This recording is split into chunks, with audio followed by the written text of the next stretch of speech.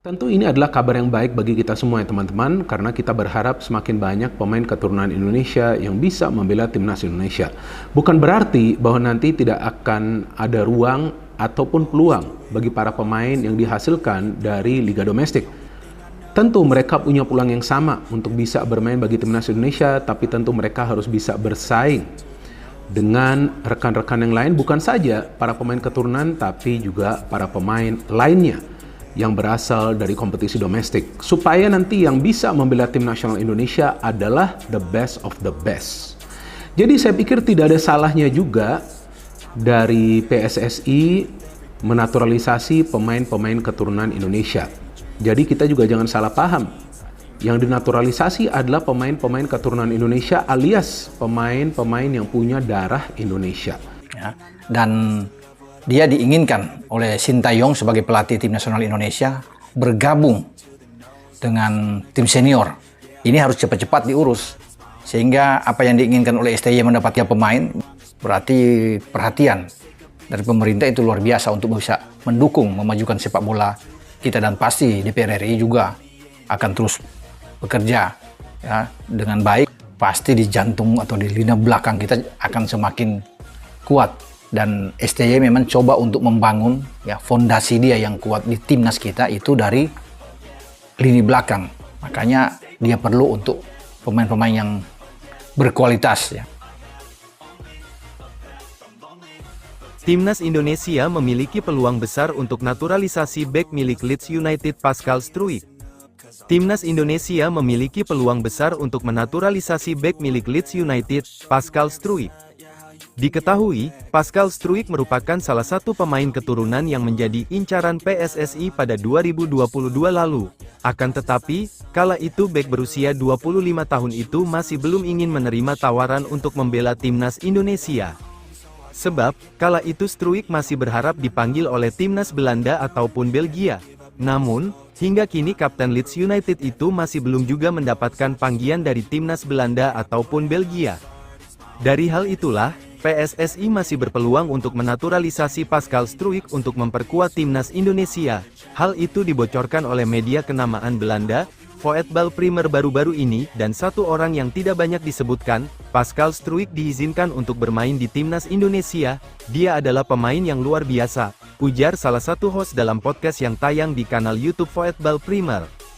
Tentu saja, jika Pascal Struijk benar-benar dinaturalisasi oleh PSSI maka timnas Indonesia akan memiliki lini pertahanan yang kokoh. Sebab, Pascal Struijk hingga kini masih menjadi andalan di lini pertahanan Leeds United di divisi Championship, kasta kedua Liga Inggris, musim ini. Struijk sendiri tampil cukup impresif di lini pertahanan Leeds United bersama dengan Max Webber. Pada musim lalu saja, bek berpostur 190 cm itu mampu mencetak 5 gol dalam 25 penampilan bersama klub yang bermarkas di Elland Road itu. Kini, PSSI sedang fokus untuk merampungkan proses naturalisasi Miss Hilges dan Eleanor Reijenders yang diproyeksikan akan rampung sebelum matchday ketiga round 3 kualifikasi Piala Dunia 2026 melawan Bahrain pada tanggal 10 Oktober tahun 2024 mendatang. Selain Pascal Struijk, timnas Indonesia juga dirumorkan akan menaturalisasi pemain Volendam U21, Mauro Zelstra yang dimana kini dokumen naturalisasinya sedang diperiksa oleh PSSI. Jika nantinya, proses naturalisasi Mauro Zelstra berjalan lancar, tentunya timnas Indonesia akan menambah amunisi di lini serang. Terlebih, skuad Garuda kini sangat membutuhkan striker murni yang mampu menjadi goal getter bagi tim merah putih. Tak hanya itu saja, Voetbal Primer juga membocorkan bahwa mantan pemain Ajax, Hairori Edewal kini juga sedang dalam proses naturalisasi untuk memperkuat timnas Indonesia. Tentu saja, jika PSSI berhasil menaturalisasi Pascal Struijk, Mauro Zelstra dan Hairori Edewal, timnas Indonesia akan menjelma sebagai kekuatan yang ditakuti di sepak bola Asia. Mengenal Pascal Struijk, bintang Leeds United yang dikabarkan bisa bela timnas Indonesia kemudian pada tanggal 1 Juli tahun 2016, Pascal Struijk hengkang ke Ajax U19. Di sana, dia memainkan 21 pertandingan dengan catatan 2 gol dan 1 assist di semua kompetisi. Tapi, kariernya di Ajax U19 hanya berlangsung 2 tahun karena pada tanggal 29 Januari tahun 2018, Pascal Struijk pindah ke Leeds U21, dia mencatatkan 7 pertandingan dengan 1 gol dan 2 assist.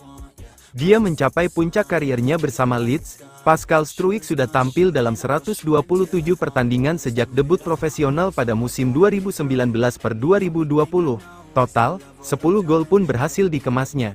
Catatan itu termasuk pada musim 2024/2025, di mana Pascal Struijk sudah 6 kali bermain untuk Leeds United. Dia pun mencetak 1 gol saat melawan Portsmouth pada laga pembuka Championships.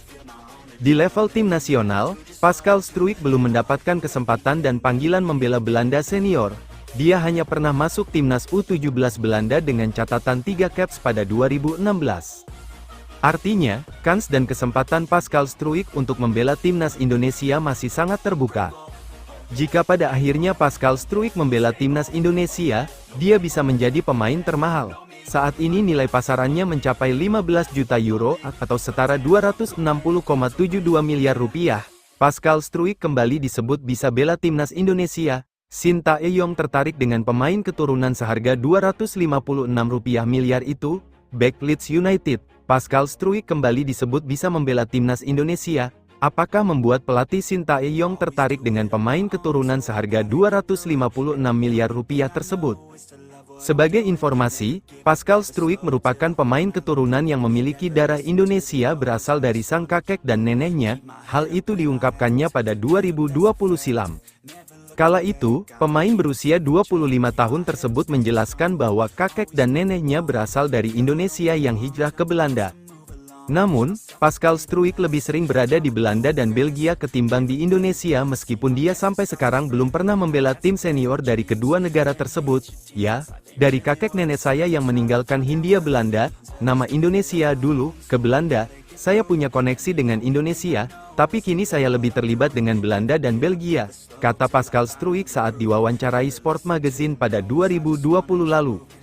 Menurut Transfermarkt, Pascal Struijk baru membela Belanda U17 dengan 3 caps, artinya dia masih memenuhi syarat untuk bisa dinaturalisasi menjadi WNI atau warga negara Belgia. Baru-baru ini, isu soal pemain berusia 25 tahun itu kembali muncul ke permukaan setelah calon pemain naturalisasi timnas Indonesia, Mauro Zelstra diwawancarai di podcast YouTube Voetbal Primer. Dalam podcast itu, Mauro Zelstra menceritakan asal-usul darah Indonesia yang dimilikinya berasal dari sang nenek yang lahir di Bandung, Jawa Barat.